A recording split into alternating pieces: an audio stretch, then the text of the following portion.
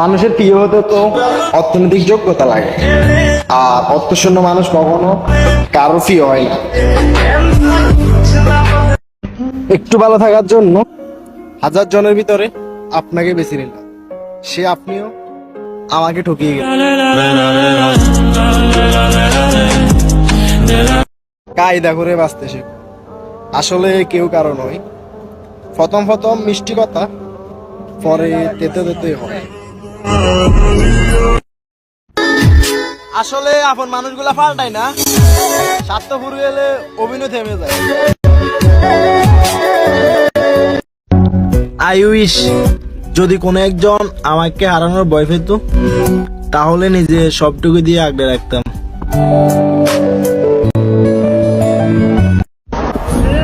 আমার যদি কোনো ভুল হয়, সেটা অন্যের কাছে সমালোচনা না করে আমাকে জানিও, কারণ সেটা ঠিক আমি করতে পারবো, অন্য কেউ না।